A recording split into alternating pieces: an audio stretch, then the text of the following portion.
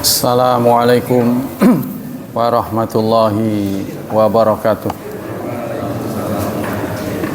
Innal hamdalillah nahmaduhu wa nasta'inuhu wa nastaghfiruh wa na'udzu billahi min syururi anfusina wa min sayyiati a'malina. May yahdihillahu fala mudhillalah wa may yudlil fala hadiyalah. Asyhadu an la ilaha illallah wa asyhadu anna Muhammadan abduhu wa rasuluh la nabiyya ba'dah. Allahumma salli wa sallim ala nabiyyina Muhammad sallallahu alaihi wasallam wa ala alihi wa sahbihi wa man sara ala nahjihi ila yaumiddin. Amma ba'd. Ayo ikhwah, kita masih membahas tentang akhlak madmumah, akhlak yang tercela, yaitu zillu, hina. Tapi kita sudah di tengah, yaitu asbabul wuqu' fi dzilli al-madmum, fi dzullil madmum. Sebab-sebab jatuh ke dalam dzul, ke dalam kehinaan yang tercela. Pertama, al-isyraqu billahi wal ibtida'u fid din, musyrik kepada Allah serta ibtida'. Ibtida' itu diambil kata bid'ah. Allah menyatakan dalam surat 7 Al-A'raf ayat 152. A'udzu billahi minasy syaithanir rajim. Bismillahirrahmanirrahim. Innal ladzina ittakhadzul ijla sayanaluhum ghadabum mir rabbihim wa dhillatun fil hayatid dunya wa kadzalika najzil muftarin. Sungguh orang yang menjadikan anak sapi, patung anak sapi ya sebagai Tuhan, akan menimpa mereka ghadabun, murka, mir rabbihim, dari Tuhan mereka, wa dhillah, serta hina, fil hayatid dunya, dalam kehidupan dunia, wa kadzalika najzil muftarin, demikianlah kami membalas orang-orang yang berbuat dusta. Kalau ayat ini pernyataannya orang yang menuhankan anak sapi mendapat murka, ya, ini mungkin kita terima ya. Tapi kalau hina dalam kehidupan dunia ini gimana? Wong sekarang yang rata-rata hidupnya mending itu justru yang memberhalakan itu. Artinya orang yang bertauhid itu sengsara hidupnya. Berarti ada yang salah ini ya dengan keadaan kita. Artinya tidak ada korelasi antara keberimanan seseorang dengan kehidupannya. Karena ini dzillah fil hayatid dunya, hina di dalam kehidupan dunia. Berarti ma'isyahnya hina. Nah ini karena kehidupan kita dibangun dari mental feodal. Mentalnya mental dijajah ya. Mental dijajah ini terus menggelayuti kita. Kita tidak bisa bebas karena memang kita dulu dijajah. Jadi warisannya cukup panjang sampai dengan hari ini. Hanya sedikit saja ya orang yang tidak bersedia dijajah. Maka di ujung ayat ini disebutkan demikianlah kami membalas orang yang berbuat dusta. Nah ini kalau orang menuhankan benda itu mencederai kecerdasan sebenarnya. Ya, sebab sesuatu yang dibuat seharusnya tunduk kepada pembuat. Yang dibuat tunduk pada yang membuat. Contohnya kita memproduksi benda-benda. Ya, benda-benda itu tunduk ya, untuk kemudahan kita. Kita membangun gedung ya supaya nyaman. Kita membuat lemari supaya barang-barang kita enak, kan dia tunduk pada kita. Kita membuat bangku supaya kita enak duduknya. Kita buat karpet supaya nyaman. Tapi ketika orang membuat patung, ya ini Allah sendiri heran, kenapa kok tunduk pada patung itu? Ya. Padahal patung itu buatan dia. Nah ini Allah heran pada kita. Dia sebenarnya mencederai kecerdasan sebenarnya. Jadi nggak ketulungan bodohnya. Tapi bodoh-bodoh uripe enak tuh. Nah, ini ada apa ini? Ya kan? Ada apa? Kita harus menyelidik ini. Nggak terus-terusan begini. Ini karena kita kurang seragam orang Islam tuh. Orang Islam tidak seragam. Belinya yang bikin kaya tuh kita. Bikin kaya mereka tuh kita. Sebab jumlah orang belanja kan kebanyakan Muslim. Tapi belanjanya ke sana. Itu dimulai dari kita untuk kita seharusnya. Tapi untuk betul-betul merdeka dalam soal ekonomi tidak mudah diucapkan. Ya, tidak mudah dikerjakan. Mudah diucapkan, tidak mudah dikerjakan. Buktinya kita dulu pernah membangun minimarket tuh 212. Ya, angelnya bukan main tuh. Patungan segala. Lah sekarang nggak ada sisanya. Sama sekali nggak ada. Nah, ini ternyata susah. Kalau saya dengerin pesen air kemasan saja galon. Pesen galon itu. Sampai duitnya sudah ada uang muka. Tapi si produk galon itu nggak mau ketika tahu dia bertransaksi dengan siapa. Jadi bawaannya kalau ketemu dengan orang bertauhid itu ngeri bicara begitu. Itu begitu. Jadi bertransaksi dengan orang jujur, keder gitu. Karena nggak bisa ditekuk-tekuk, gitu aja. Kan seharusnya enggak. Nah ini maka kita harus ciptakan bahwa kejujuran itu harus menjadi keutamaan. Harus kita, ya, kita harus berusaha. Dari kita untuk kita membangun ekonomi itu dari yang kecil-kecil. Itu bahkan Imam Ghazali yang dituduh biangnya sufi, nah, ternyata dia pikirannya maju. Antara dia mengatakan orang Islam tidak akan jaya kalau tidak membangun ekonomi dari kita untuk kita. Jadi sepanjang masih penjualnya orang Islam, jangan beralih kepada non Muslim. Qala Tabari, Imam Tabari mengatakan innal ladzina takhala ijla ilahan, maksudnya mengambil anak sapi sebagai Tuhan. Lihatlah Bali itu Hindu kan? Hindu. Pokoknya di tempat-tempat wisata itu rata-rata ramah, saking ramahnya yaitu dia semuanya dikasih itu, apa saja. Kita lihat nggak ada gunung, nggak ada pantai, pasti ada patungnya. Padahal kalau menurut tafsir Jalalain, setelah Allah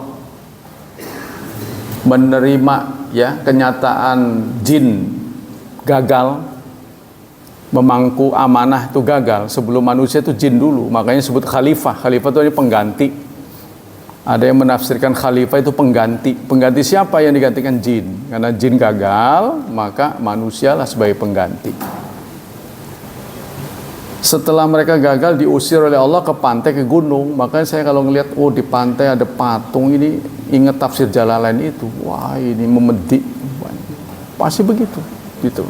Nggak ada hutan, nggak ada gunung, pasti ada patung tuh situ. Katanya penunggunya itu. Pohon besar jadikan Tuhan.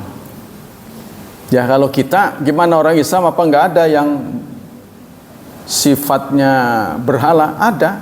Apa? Kuburan tuh. Kuburan. Kalau masih hidup syekh. Syekh. Kadang-kadang syekhnya tidur Habib. Diciumnya sampai bolak-balik. Nyium tuh nggak cukup punggung, bolak-balik. Terus istilah sini mah ngedepeh-depeh itu gitu. Sampai mendekatnya pakai dengkul. Ya Allah, itu feodal itu begitu, feodal. Rasulullah aja nggak mau. Rasulullah datang Sahabat pada sujud. Lalu Rasulullah, la tutruni, jangan mengkultuskan aku. Engkau pantas dikultuskan ya Rasulullah, karena engkau pekertinya baik. Jangan, aku ini nabi, bukan raja.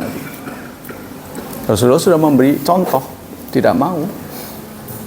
Jadi beliau kalau ada di tengah komunitas, di tengah rombongan sahabat, tidak kentara bahwa dia nabi.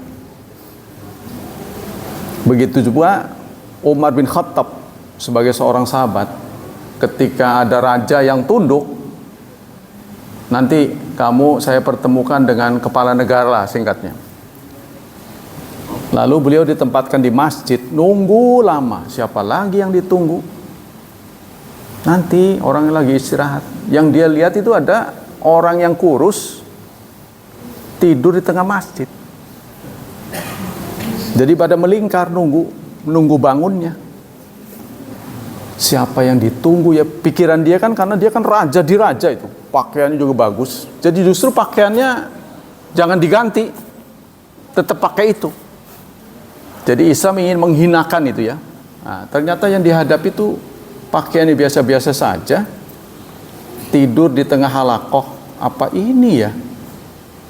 Nunggu sebentar katanya. Orang pada nunggu itu, nggak jelas kapan ya. Nah, ternyata itulah Umar bin Khattab. Ya, walaupun beliau menguasai raja-raja, tapi tetap sederhana. Perilaku sederhana. Ini namanya zuhud. Tuh, itulah yang dicontohkan Islam. Jadi Islam itu punya, tuh, ya, ada di tangan. Kekayaan itu di tangan, bukan di hati. Kalau kita sekarang hina itu karena nggak ada di tangan tapi ada di hati, kepengen tapi nggak mampu. Kita itu jadi namanya mupeng, muka pengen, ya kan? Jalan-jalan di mall, waduh enak amat ya, orang pada keluar botas gede-gede, belanjanya banyak, nawar sana nawar sini, dia melamun aja.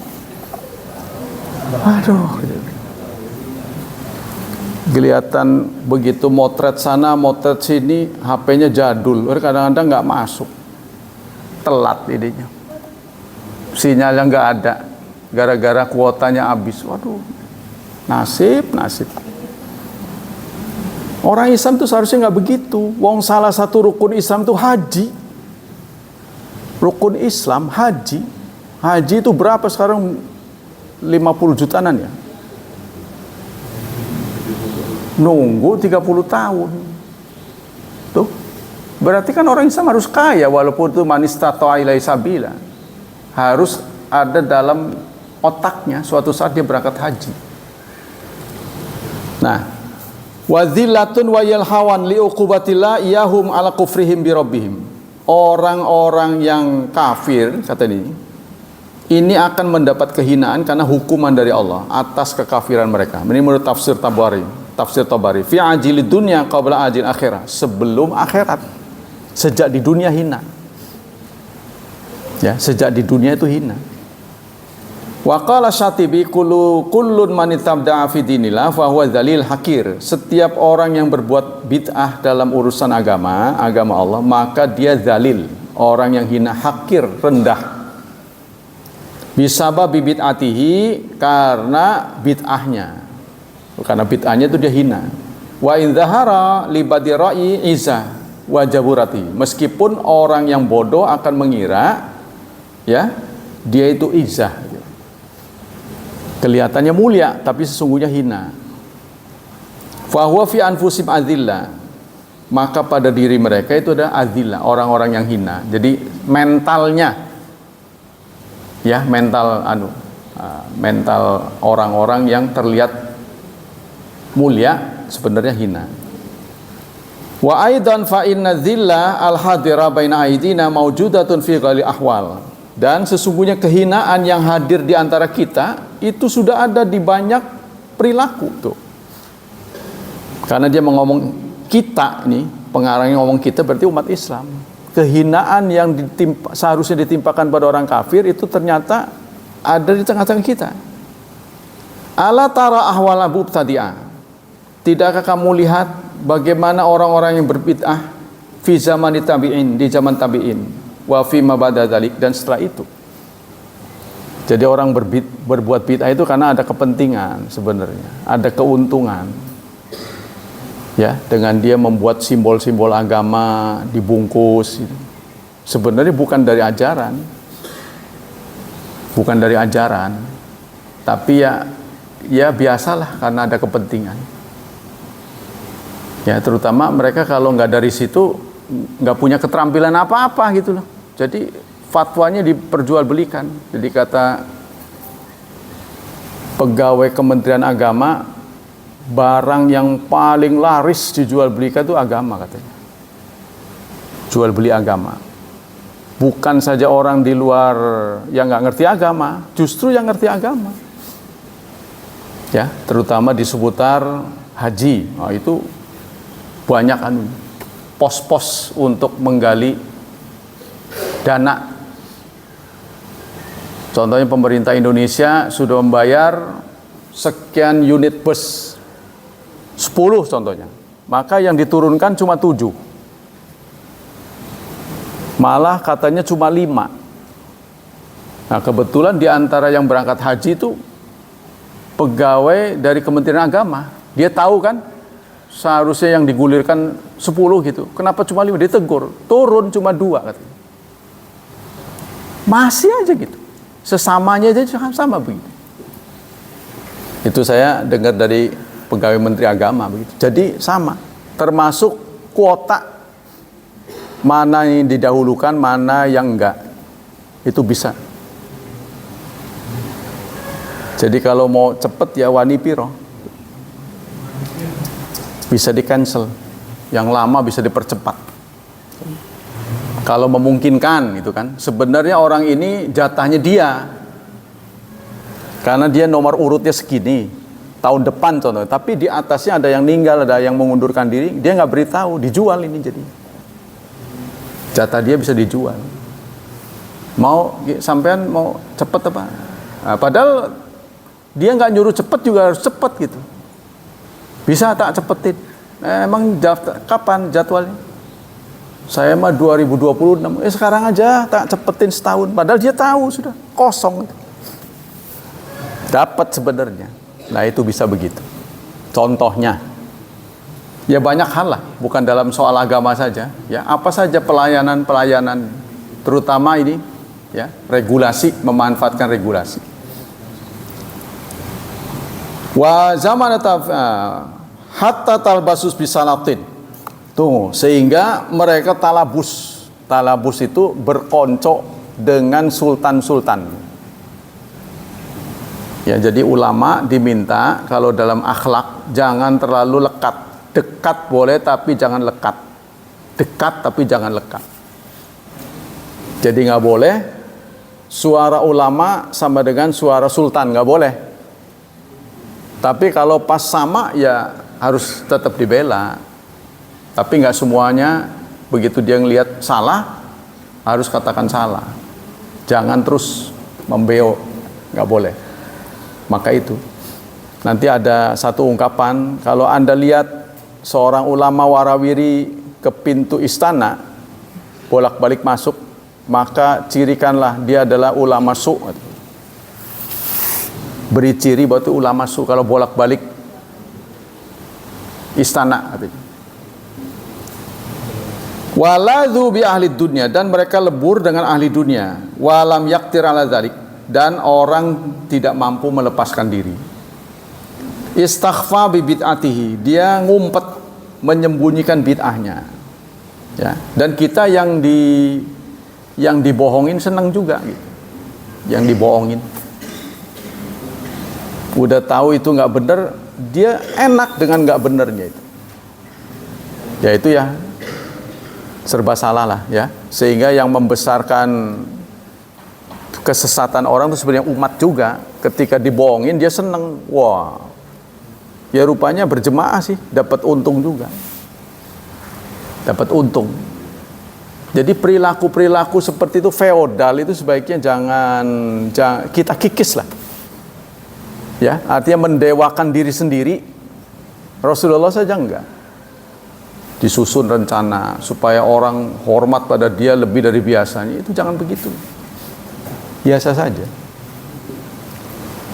Wa hariba bima anta khalatil jumhur, dan akhirnya dia lari dari komunitas banyak orang. Jadi udah nggak mau bergaul lagi, termasuk kepada pemilihnya. Sudah tidak sowan lagi setelah menang.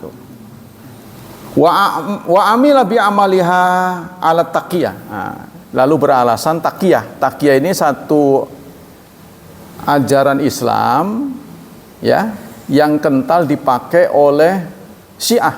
Nah, Syiah di tengah-tengah kerumunan Ahlus Sunnah dia nyaru, pura-pura jadi kita. Nanti kalau udah nggak ada, karena dia belum kuat, dia bikin sendiri. Ya, konon banyak di antara kita secara tidak sadar sudah melakukan praktek Syiah. Contohnya menyelenggarakan Maulid Fatimah. Fatimah itu kan putri Rasulullah. Ya. Kenapa tidak ada Maulid Aisyah? Kenapa tidak ada Maulid Khadijah? Kan sama-sama perempuan. Kalau dilihat dari listnya, perempuan yang berjasa itu Khadijah, istri beliau, ya. Dia adalah perempuan pertama di muka bumi ini yang beriman pada Rasulullah. Bukan perempuan, malah manusia pertama, istrinya. Nah, kebetulan perempuan. Tapi kenapa tidak dimaulidkan? Kalau padahal maulid nggak sesuai ajaran ya. Ini kalau betul-betul sesuai, kenapa tidak mendapat giliran pertama? Kemudian kalau dilihat dari syahid, yang syahid pertama di dunia Islam adalah ibu dari Yasir, ya, Yasir bin Ammar bin Yasir. Nah, itu Ammar bin Yasir. Ibunya ini syahid pertama. Dia juga tidak dimaulidkan. Kenapa Fatimah? Karena Fatimah suaminya Ali. Ya, istrinya Ali. Suaminya Ali. Ya, kenapa Ali? Ali dianggap sebagai pemuka Syiah, sebagai imam. Tapi Ali yang asli mah nggak mau gitu. Ini mereka aja yang itu yang terjadi. Dan itu sudah dipakai secara luas. Saya juga tanya sama ustadz-ustadz. Ada penyelenggaraan Maulid Fatimah. Dalilnya mana ustadz? Saya tanya. Saya nggak tahu dalilnya di mana. Barangkali ustadz-ustadz tahu. Nggak paham dia. Nggak paham kenapa dikerjain. Nah itu. Karena pengen rame-ramenya. Jadi sampai-sampai hariba min makhalatil jumhur. Dia tidak mau bergaul dengan orang banyak. Ya, membuat sensasi. Diceritakan ada seorang pensiunan KS. Bukan pensiun dini. Setelah dia tidak di KS lagi, lalu dia uzlah, menyendiri. Jadi kiai besar. Padahal dulunya nggak ngaji nggak apa. Hanya kerja pegawai, tapi begitu dia uzlah, nggak mau makan jajanan pasar, katanya, nanam sendiri. Murid saya cerita begitu. Terus apa yang patut dibanggakan? Yang dibanggakan itu apa? Wong sahabat aja pernah minta izin pada Rasulullah nggak diizinkan. Kau bermasyarakat dengan suka duka bermasyarakat tuh jauh lebih baik daripada kamu benar sendiri, benar tapi buat sendiri. Namanya egois itu. Benar tuh dibagi-bagi. Insya Allah walaupun kita sudah ditakdirkan ahli surga, tidak berarti teman kita masuk surga nanti kapling kita nyempit. Seperti dalam ruangan kalau terlalu banyak pengikut, jadi mepet gitu tuh. Aja lah, jangan berpikiran begitu, lega, surga itu lega. Ajaklah banyak orang, jadi jangan menyendiri. Ya, itu terjadi di masyarakat kita hari ini. Kalau di sini ya Anda mau begitu terus nggak apa-apa, yang penting ini suara disampaikan dulu di sini mah. Suara mungkin terdengar nggak biasa di telinga Anda. Ya, yang penting itu fair dulu, bicara asal jeplak gitu. Tapi ada dalilnya. Kalau salah-salah dikit wajarlah, namanya manusia kan. Yang kedua, muharabatullah wa rasulahu ma mukhalafu amrihima, memerangi Allah dan Rasulnya, melawan Allah dan Rasulnya. Ini ditanjaskan Allah dalam surat Al-Mujadalah atau Mujadilah, ayat surat Mujadilah surat 68 ya. Anda supaya terhindar dari pikun, setiap saya sebut nama surat Anda tebak nomornya. Kalau saya sebut nomor, sebut namanya. Itu ya. Kalau saya kiai ini ketat ini. Surat Mujadilah Anda 68 begitu langsung sambut. Bisu tasirane, biasa begitu. Kalau guru saya galak, tapi saya nggak bisa kan, karena dia hafizul Quran. Kalau disebut nomornya, sebut namanya, sebut nama, sebut nomornya. Jadi itu akan membantu kita terhindar dari pikun, sebab kita sudah memasuki zona pikun. Sudah umur, ya. Jadi itu ingat. Jadi surat Mujadilah ayat 20 Allah mengatakan, Allah berfirman, innal ladzina yuhadduna Allah wa rasulah. Sesungguhnya orang-orang yang melawan Allah dan Rasul, ulaika fil adzallin. Mereka itu ada dalam kehinaan. Kemarin saya suka sebut nih, hal tabdzir ya, mubadzir yang dialami ya, dirasakan merata di masyarakat Banten ini. Patut disayangkan itu. Mereka baca Qur'annya bagus-bagus di kampung-kampung. Semangat keberagamannya tinggi. Ibu-ibu nggak seperti ibu-ibu komplek. Mereka datang 1 jam 2 jam sebelum pengajian dimulai, terus baca masing-masing tuh. Mereka baca Qur'an, ya nyampainya di mana mereka masing-masing punya cara. Nanti kiainya ngelurusin panjang pendeknya. Nah, soal baca mah udah beres, panjang pendeknya, makhrajnya. Cuma artinya ini seharusnya artinya dibubuhkan. Contohnya innalladzina, inna setuhune, bahasa sini sebenarnya kan bisa itu. Jadi kalau ketemu inna, sebenarnya artinya alladzina wong kang yuhaduna ngelawan. Oh, yuhadu ngelawan. Allah dan Rasul kan gak usah diterjemahkan, Allah dan Rasulnya. Kalau ada hu berarti nya. Ulaika wong iku kabeh, mereka itu fil adzallin, ing dalam kehinaan. Hina. Jadi kalau kata adzallin disebut, dia ngerti sekali, 2 kali, 3 kali ingat. Ini yang belum masuk pada mereka, sehingga mereka seumur-umur itu menjadi mustami'in, nggak ngerti. Nah, kita lanjutkan. Kata Ibnu Katsir, yaqulu ta'ala mukhbiran an kufar al-mu'anidin al-muhadin Allah wa rasulah, yakni alladzina hum fi haddin wa syarifi haddin, yaitu orang-orang yang disebut yuhadun, ya kan pakai kata had. Had itu kan batas. Dia ada di seberang sana, syariat Allah seberang sana, berseberangan, maksudnya innalladzina berseberangan. Nah, maka diartikan berseberangan. Syariatnya di sana, patoknya di sana, dianya di sana tuh. Itu yang yuhadun. Ini kan rata-rata ulama ini dalam bahasa Arab itu kan kaitannya dengan kosakata, ya. Jadi akar katanya itu.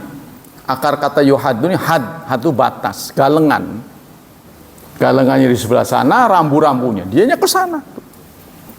Perboden dilabrak terus, itu namanya yuhadun. Maka mereka mujaniyuna lil haq. Mereka mujaniyun. Jadi mujaniyun pelaku kriminal. Ya. Jinayat, pelaku jinayat. Musyakun lahu, membelah. Musyakun itu membelah. Diambil kata syak itu separoh. Ya, musyakun membelah Allah dan Rasulnya. Mau pakai Quran, nggak mau pakai hadis. Pakai hadis, nggak pakai Quran. Kok bisa begitu? Ya itu terkenal ada orang yang disebut dengan ingkaru sunnah. Saya pernah ketemu orangnya. Orang yang sudah meninggal, kiai besar. Jadi kata dia, hadis itu ilmu. Iya ilmu, tapi ilmu Allah. namanya sholat qobliyah ba'diyah itu kalau nggak ada dalam Qurannya nggak boleh dipakai. Saya diemin aja terus ngomong terus, lama-lama masuk perangkap saya. Perangkap saya itu begini, Abah, kalau ada orang Islam punya anak nih, dia bersyukur pada Allah, gimana caranya? Cara bersyukur kepada Allah gimana? Wah itu manu, ekah itu mah. Oh gitu, ekah ya. Nah, masuk jebakan. Abah tunjukkan saya surat Fatihah sampai surat An-Nas yang menjelaskan ekah. Ketelimbang dia. Masuk jebakan. Nah, Abah sendiri sudah mengingkari pendirian Abah sendiri. Saya bilang, ekah itu tidak ada dalam Quran. Adanya dalam hadis. Maka pendapat kita hidup menjadi muslim hanya dengan Quran saja, itu tidak benar. Tidak mungkin. Abah bisa tahu ini ayat dari siapa? Dari siapa Abah bisa tahu? Ini ayat. Kan dari mulut Nabi. Kalau kita mau bahasakan kasar ya. Dari cangkem Nabi gitu. Kan dari dia. Tahu ini hadis dari Nabi. Kalau Nabi berkhianat, hadis ini dianggap Quran sama. Tapi Nabi bukan tipe orang yang begitu karena dia amanah. Maka kita harus terima kasih pada Rasulullah. Jadi yang kita harus percaya itu adalah keberadaan Rasulullah. Ngomong apapun kita harus terima. Tapi persoalannya ini benar nggak omongan dari Rasul, itu yang kita harus periksa. Kalau ini sudah jelas omongan dari Rasulullah, kita tidak boleh menolak. Karena Quran atau hadis itu hanya sebenarnya simbol saja, hanya formalitas saja, semuanya dari Rasul. Apa bisa seseorang menjalankan Quran tanpa hadis? Nggak akan bisa. Contohnya, sholat 5 waktu. Ada nggak dalam Quran? Fajar ada wal fajri. Asar ada wal asr. Zuhur ada nggak? Wal zuhri. Nggak ada. Ya kan? Was subhi ada. Idza tanaffas. Subuh. Zuhur nggak ada. Wan nahar paling disebut siang. Maghrib ada nggak? Isya ada nggak? Terus itu baru namanya. Tata cara sholatnya ada nggak? Tuh, kalau kita mau Quran saja, wudhu pun tidak ada. Wudhu saja tidak ada. Yang ada adalah ya ayyuhalladzina amanu idza qumtum ilas shalah fausilu wujuhakum. Kalau Anda ingin sholat, basuh mukamu. Nah, perbuatan membasuh muka sebelum sholat ini dinamai wudhu. Tapi kata wudhu sendiri dalam Quran tidak ada. Tawaddu'u tidak ada. Itu tuh. Jadi kalau kita betul-betul mau Quran saja itu tidak mungkin, tidak bisa. Itu saya pernah tuh. Sedang yang berpendapat begitu orang-orang tua. Sudah tua. Jadi kayaknya dia itu memahami sebelah doang, Quran saja. Nah itu pengalaman ya. Pengalamannya begitu. Yang ketiga, penyebab orang menjadi hina, itu dia melawan Allah dan Rasulnya. Tapi itulah, bagaimana orang tahu dia melawan Allah dan Rasulnya, wong nggak tahu aturan Allah dan Rasulnya, nggak tahu. Jadi artinya bagaimana mungkin orang dianggap salah kalau dia nggak tahu rambu-rambu. Ya, makanya tetap aja prit, berarti kenapa Pak? Kamu tuh melanggar. Kamu nggak tahu tuh? Lihat tuh tandanya, begitu baru. Nggak lihat, ya tetap aja salah kan? Nah kalau kita melanggar Allah dan Rasulnya, bagaimana tahu kalau kita nggak ngerti poin-poinnya apa yang dilanggar itu? Artinya bagaimana mungkin wudhu kita akan batal kalau kita nggak tahu batalnya wudhu? Banyak di antara kita mengatakan, ada yang mengatakan makan itu batal wudhu. Jadi setelah berbuka dia harus berwudhu lagi.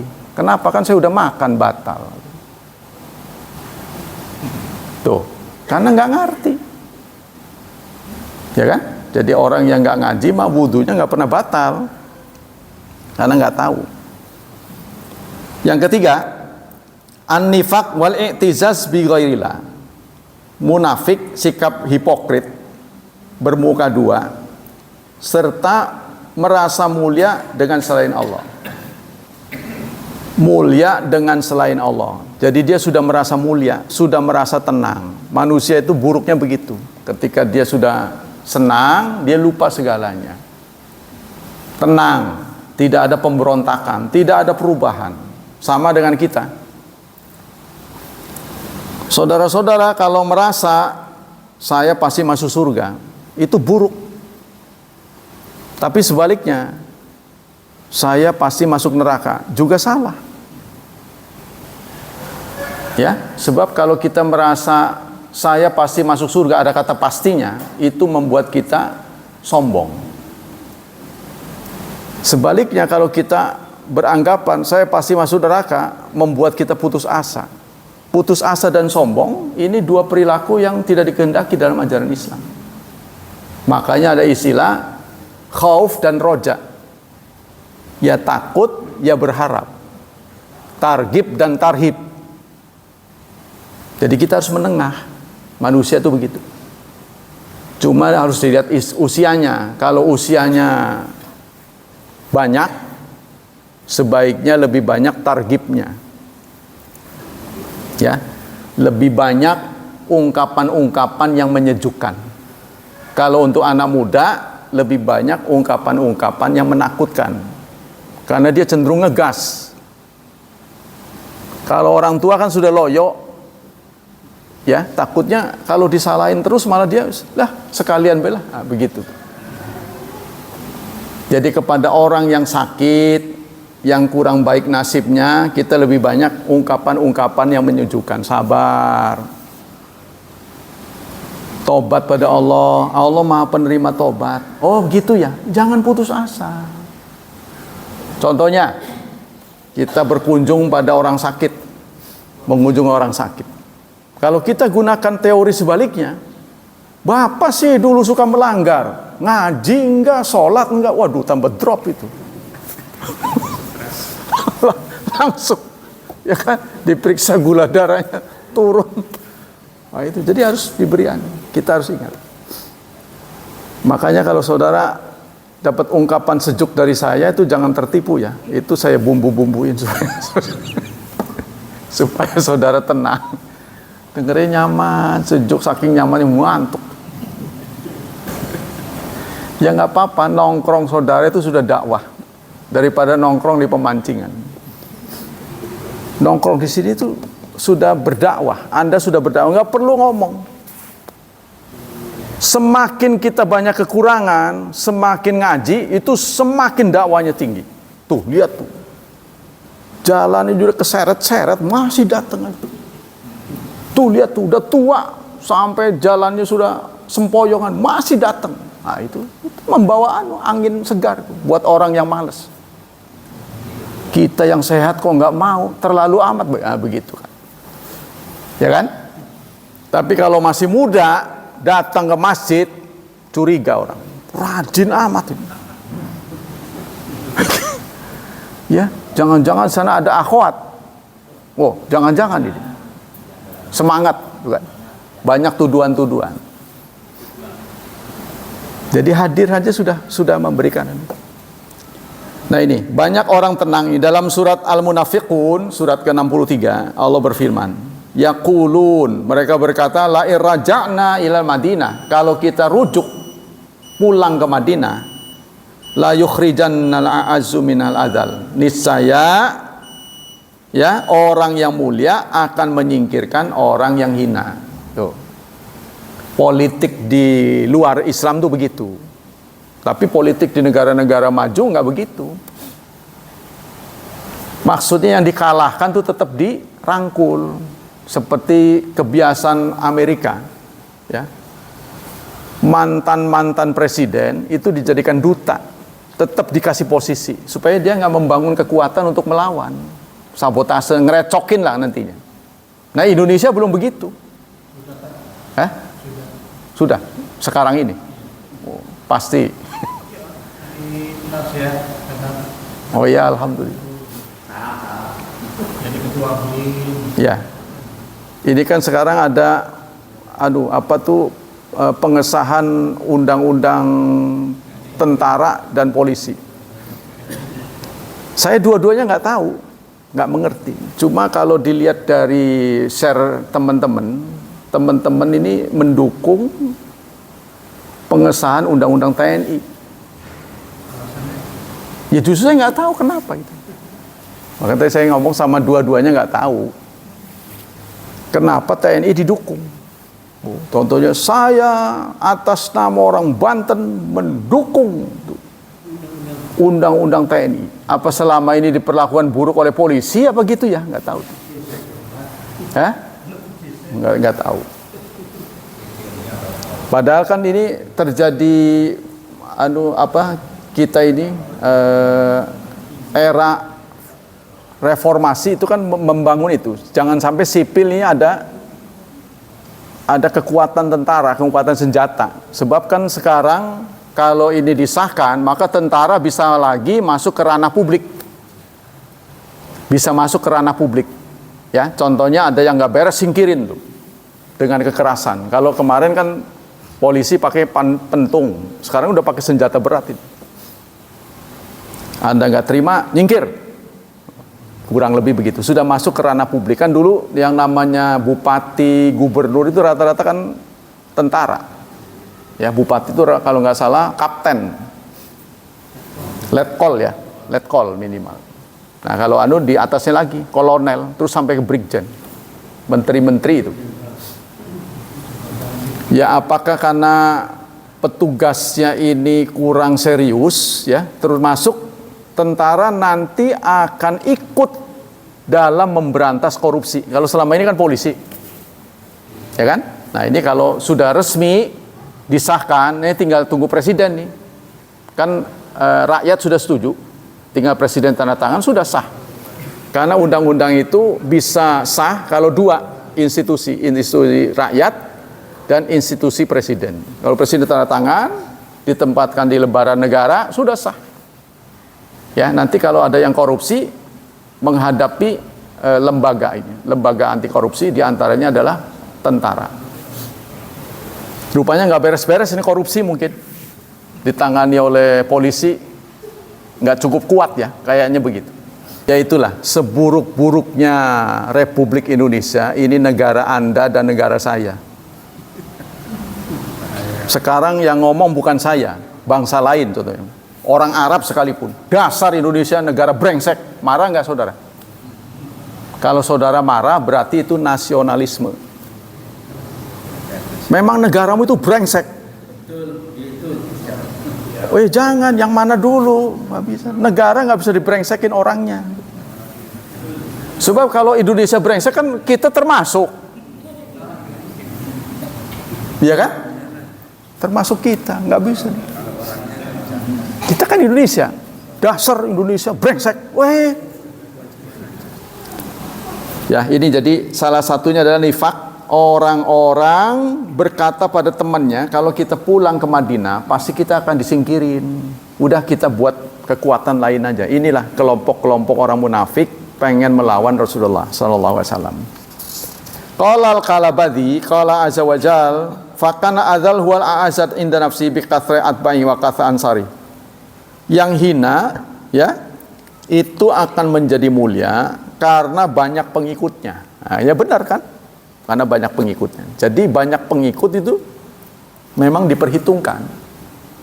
Banyak yang ikut diperhitungkan, menjadi perhitungan lah, perhitungan suara dari dulu.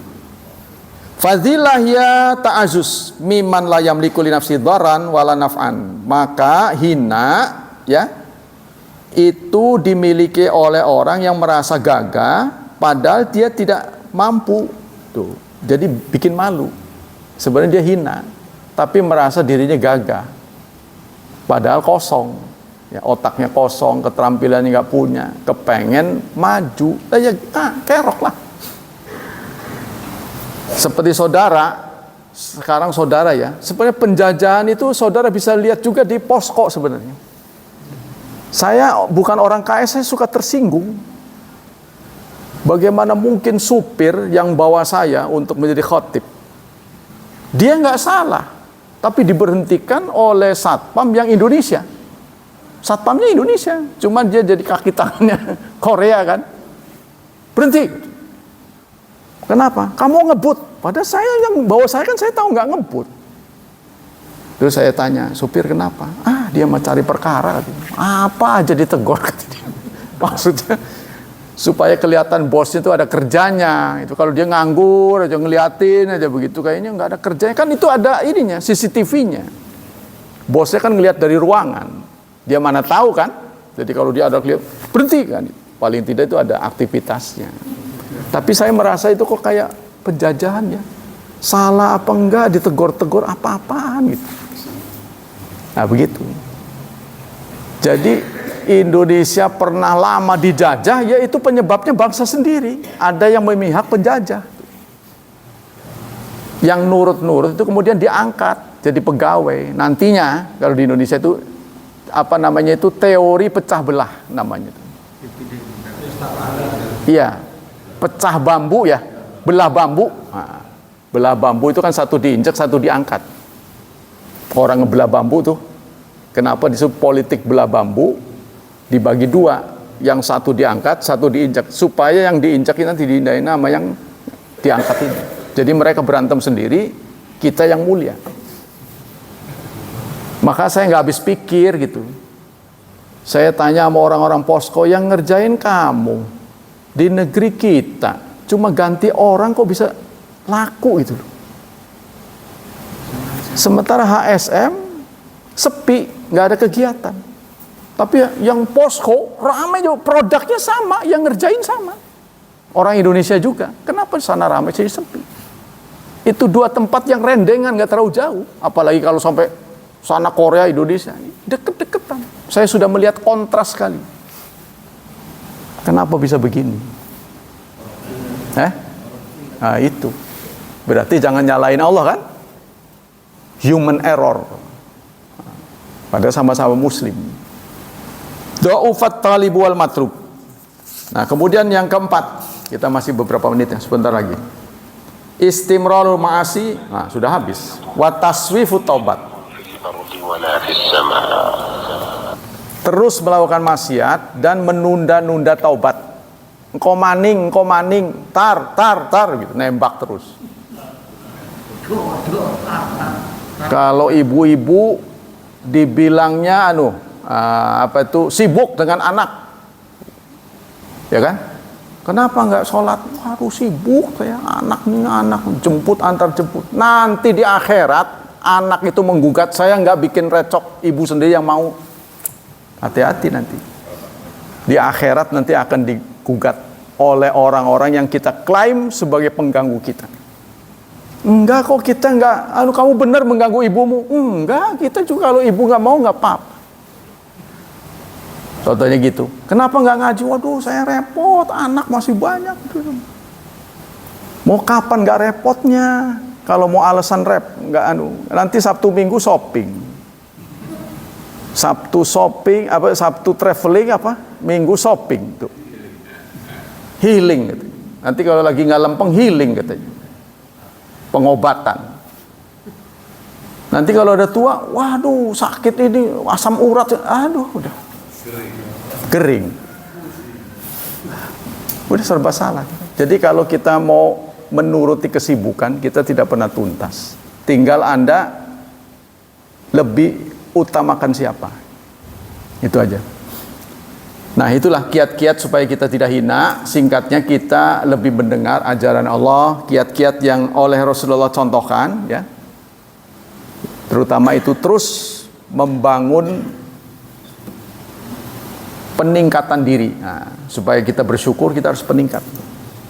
Demikianlah kajian pagi ini. Semoga Allah Subhanahu wa taala melimpahkan pahala yang berlipat ganda untuk kita. Semoga Allah tetap melindungi dan menyelamatkan kita dari wabah dan fitnah, dari syubhat dan syahwat. Dan semoga anak-anak kita dimudahkan hidupnya, diberkahi serta ditakdirkan Allah menjadi hambanya yang salih dan salihat. Subhanakallah wa bihamdika asyhadu an la ilaha illa anta astaghfiruka wa atubu ilaik. Wassalamualaikum warahmatullahi wabarakatuh.